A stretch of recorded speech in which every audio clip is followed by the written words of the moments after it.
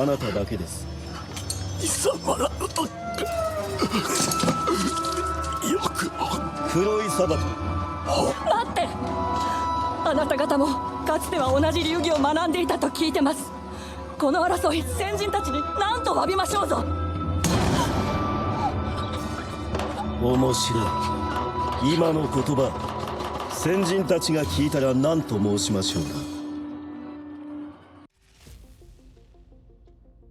In anime, samurai don't necessarily take the form of the term. Samurai anime is a recurring theme that appears across a range of anime genres. It might allude to a general aesthetic of medieval Japan or the overall philosophy of Bushido. The mythology of the samurai may exist at practically any time and location. Given how imaginative anime is, it can be a part of almost any adventure. It tends to be more prevalent as part of the setting. If a movie or TV series is set in ancient Japan, only to be clear, a samurai isn't just a picture of a man with a sword from Japanese history. In a feudal society, the samurai were the military officers who served the local or regional lord. As Japan developed, its role became outdated and vanished into history. They are revered in films and other media, and contemporary animators and filmmakers mimic the brave and noble samurai persona. Although there are a variety of renderings, from the realistic to the ethereal, they are all enjoyable. Many samurai anime series are available as a genre, making even the most knowledgeable anime lovers feel taken aback. Additionally, some imaginative designers and animators have demonstrated to viewers that all these tales don't necessarily take place in typical feudal Japan. That impressive variety means we can add a few more to the list of the best samurai anime. Here are the top 10 samurai anime. But before that, I urge you to smash the subscribe button.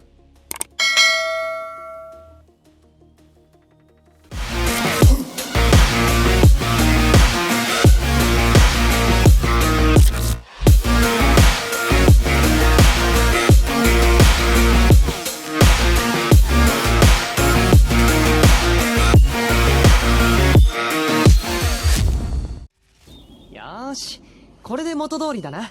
じゃあな、しっかりやれよ。東雲、手出して。うんうん。いいぜいいぜ、何してたって。はい、これ預かっててよ。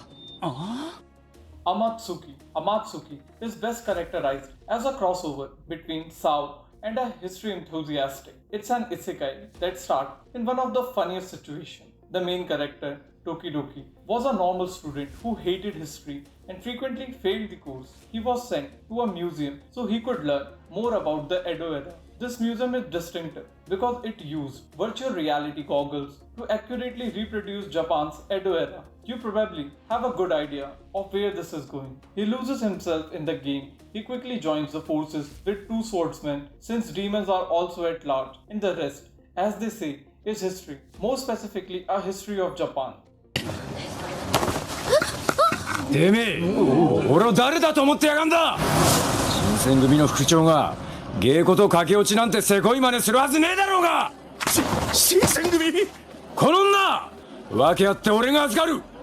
Hakouki, Demon of the Fleeting Blossom. The samurai anime Hakouki has a fantastical component. The story revolves around Chizuru, who joined the Shinsengumi while trying to find her father. Because, well, why not? The Shinsengumi were a special undercover police unit that dealt with vampire-like monsters. Aside from the vampires, the narrative is based on a number of real-life occurrences, such as the presence of Shinsengumi, and it sheds light on the political environment of the Edo period. The use of lightning to create atmosphere is a huge advantage. Even though the animation is just passively good, it's nothing new, but it is a greater love story in many respects than Twilight. 今日ここで見たことは誰にも。あ、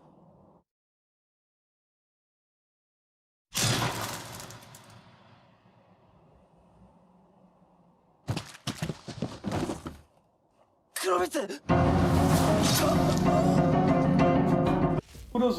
Kurozuka has received a lot of conflicting opinions. The animation, particularly during fight scenes, is pretty impressive because it was made by Madhouse. The narrative is hit or a miss For different viewers, Kuro retreats to the mountains after losing a battle against his brother, the first shogun to govern all of Japan. After that, he meets Kurumitsu and develops feelings for her. Kurumitsu is immortal, and before you know it, vampires are involved. In my perspective, the plot is neither bad nor shoddy. Simply said, it's harder to follow than the most stories. What's not to love about the historical facts intertwined? A fantastic story featuring vampires, romance, gut-wrenching action, and a post-apocalyptic world. Perhaps the fact that the story's midpoint is absent.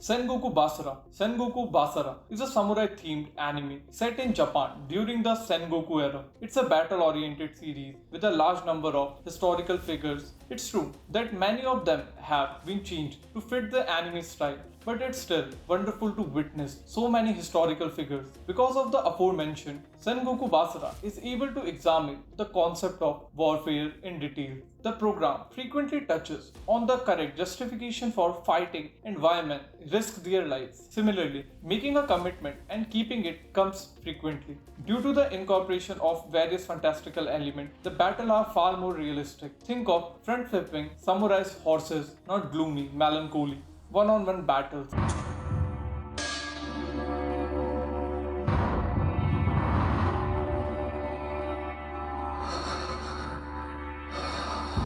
Shiriguri. After seeing shows like Hakouki or Sengoku Basara, you almost forget how brutal the Edo era actually was. Although you know that many people perished, you are unaware of the horrifying consequences. Shiriguri steps into the picture at this point. The conflict centers on an encounter between a blind samurai and a fighter with one arm. Dueling to death was ordered by Lord Tokugawa after they both studied under the same master. Not for the weak of the heart. The series is explicit, brutal, and violent because it does not romanticize his grief. You'll learn new things about being a samurai if you can handle it.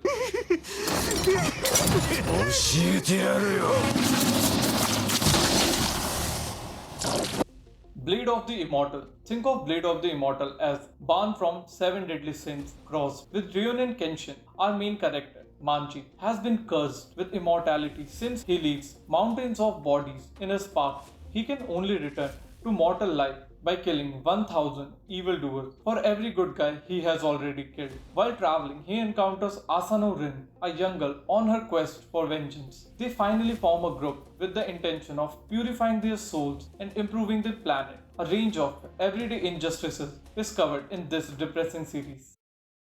そういえば弥一殿も女郎屋の用心棒をしているとか。ただの居候だ。今の仕事が終わったら。House of Five Leaves is highly recommended for its original artwork alone, but the delicate story is also a compelling drama. The main character, Masanosuke Akitsu, is an independent samurai who is too kind-hearted to be a warrior, which is why he is a ronin or samurai without a master. The leader of a band of robbers offers Akitsu a place as a bodyguard, and Akitsu has no choice but to accept. In a harsh criminal underworld, it may seem unexpected that Yaichi, who is powerful and charismatic, would engage someone like this as their bodyguard. Still, as the plot progresses, it became evident that he did so more for company and boredom than any real need for security. The legendary #1 hit band. Its promise is power, omnipotence, immortality. Afro Samurai. Here is the gritty and stunning Afro Samurai as if further evidence that Samuel L. Jackson appears in just about everything was required. In addition to lending his voice to the main character, Jackson contributed to the production. The 5-episode miniseries was broadcasted between 2004 and 2005. The traditional action setup is present in the world of Afro Samurai. The main character is named Afro, and we find out that a man murdered Afro's father, and now he's out seeking revenge. A full-length movie that is a direct sequel was released in 2009 and is titled Samurai Resurrection, with a fantastic background score and the most stylish delivery of a high-action anime. Afro Samurai comes in the picture. 腹減った。風呂入りたいよ。江戸では野宿は犯罪だ。とにかく宿代だけでも調達せねば。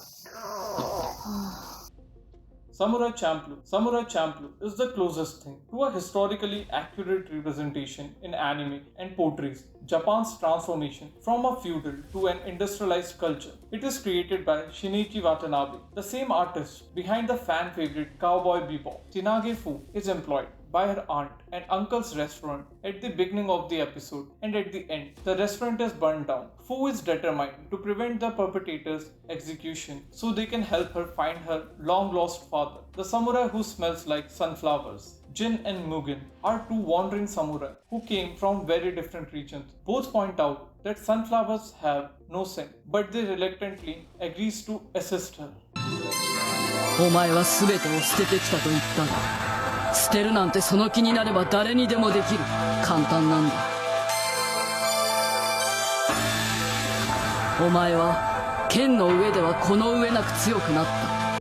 Rurouni Kenshin. In terms of how samurai are portrayed and anime in general, Rurouni Kenshin is without a doubt a classic. The story set close to the end of the Japanese Revolution gives us a behind-the-scenes look at what caused the war and what it left in its wake. A violent assassin who supports the revolution, Hitokiri Batosai, decides to put down his blood-stained sword and atone for his transgression. His new name is Himura Kenshin, and he makes an effort to maintain his happiness and defend those who are important to him while suppressing his background of murder and bloodlust. The anime is as classic as it gets. Thanks for watching till now. Hope you guys liked the video and would enjoy the shows on our list. Don't forget to like the video and subscribe to our channel, and do check out our other videos for more anime recommendations.